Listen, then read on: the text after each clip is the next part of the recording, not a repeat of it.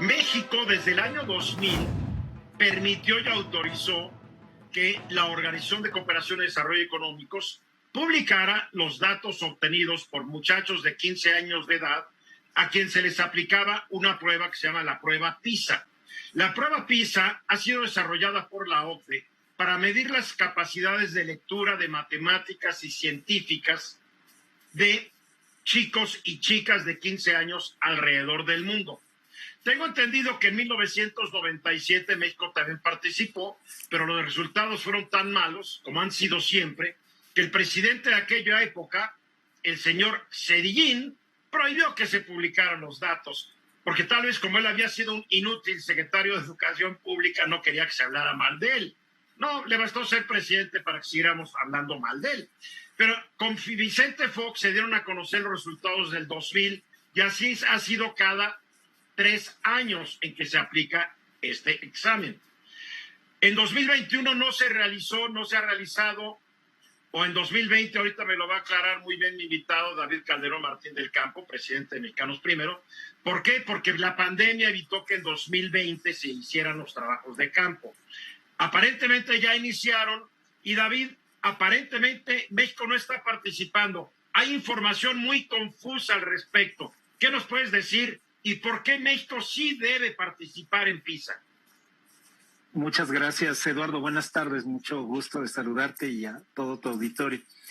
Efectivamente, México, como todos los países que van a participar en 2022, se movió un año, entonces la evaluación para poder estar, digamos, en algunos sitios habían ya comenzado a tener actividades presenciales, pero en otros no, y entonces para emparejar, digamos, el terreno y tener una medición que fuera útil para todos, se determinó que la prueba definitiva se realizará en 2022, pero un año antes hay que hacer las pruebas de campo, el field test le llaman, porque se requieren resolver varias cosas. En primer lugar, se requiere resolver si el uso de las computadoras es una prueba que ya no se toma en papel, es una prueba que se toma en computadoras, pero precisamente para que las computadoras respondan al estándar de seguridad, para que no puedan ser truqueadas ni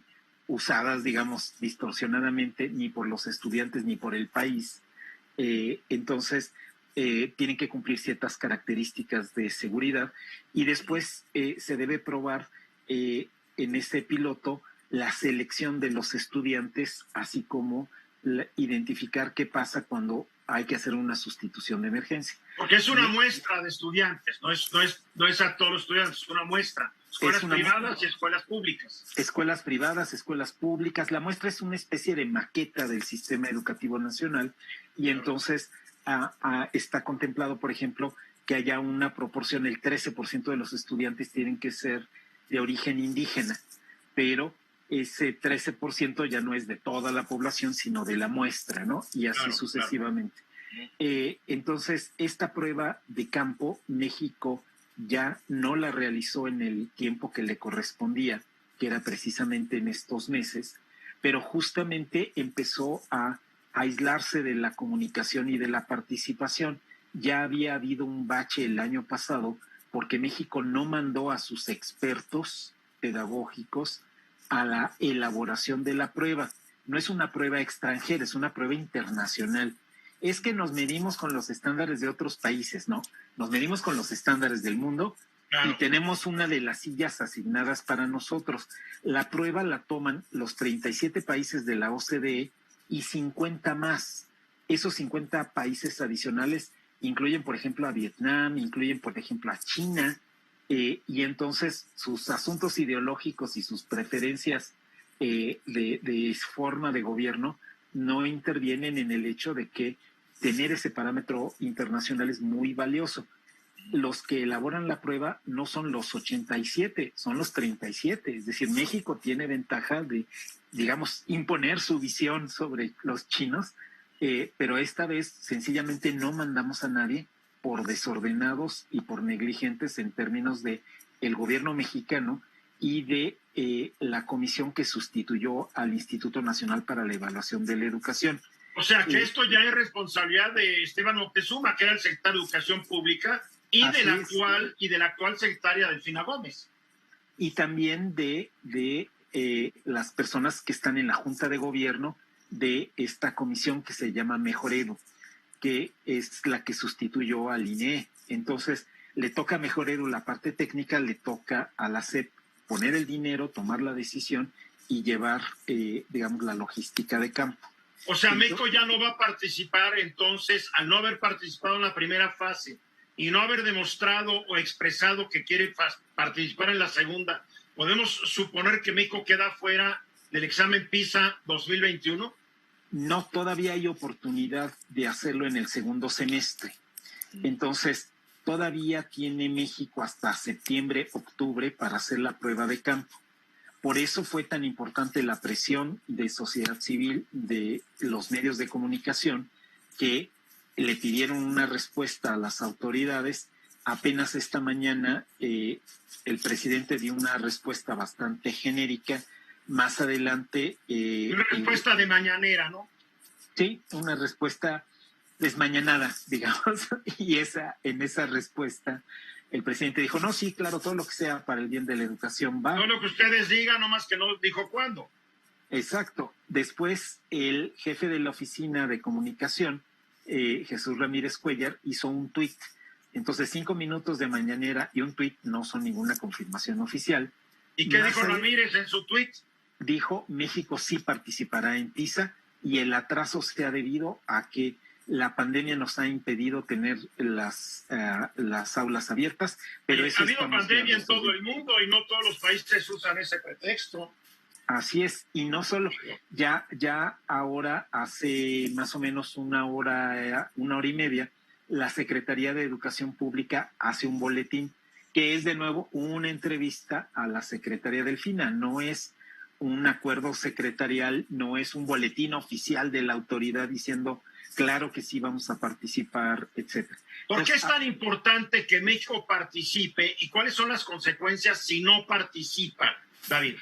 Es muy importante que México participe porque nos permite tener una visión objetiva y comparativa del logro educativo, más relevante que nunca después de la pandemia, porque todos sabemos que lo que se logró a distancia es mucho más limitado que lo que se lograba presencialmente.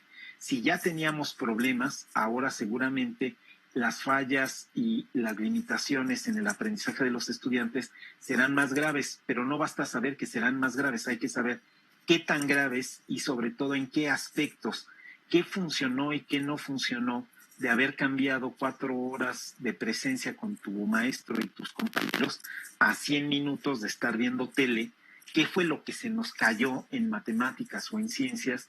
Eso se puede resolver viéndolo en las evaluaciones de PISA, sobre todo porque podemos ajustar la intervención, cómo va a ser entonces todas las tareas de refuerzo, perdón, todas las tareas de nivelación. Es muy importante saber en dónde, en qué aspectos en concreto no se lograron esos aprendizajes. Se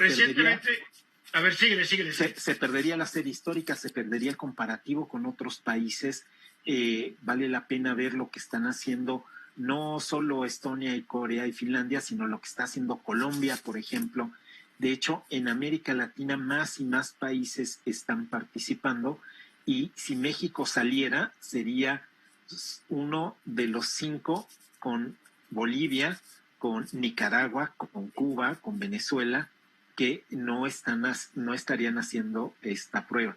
Entonces, ya recientemente el Fondo de la Niñez de Naciones Unidas, la UNICEF, emitió un comunicado donde dice que en la mayor parte del mundo los programas a distancia fueron un fracaso. Así es. Se logró muy poco. Se aprecia el esfuerzo de las familias, de los propios estudiantes, pero nos vamos a engañar si solo nos quedamos con las calificaciones. Entonces, necesitamos evaluaciones más objetivas y por eso la importancia de participar. Si México no participa, vamos a estar regresando a lo que decidieron los gobiernos neoliberales que han sido tan satanizados por este gobierno, que era que México no participara y si participaba no se difundieran los resultados. Así es, la opacidad es lo más conservador que hay, independientemente de la ideología que alguien quiera sostener. Muy porque bien. Es apostarle al status quo, que todo se Mi quede. queridísimo David, me da siempre gusto saludarte y verte. Gracias, igualmente, Eduardo. Muchos saludos, un abrazo. Gracias. David Calderón Martín del Campo es el presidente de esa gran organización gubernamental comprometida con la educación de la niñez mexicana, que es Mexicanos Primero. Búsquenlo en internet. Mucha información.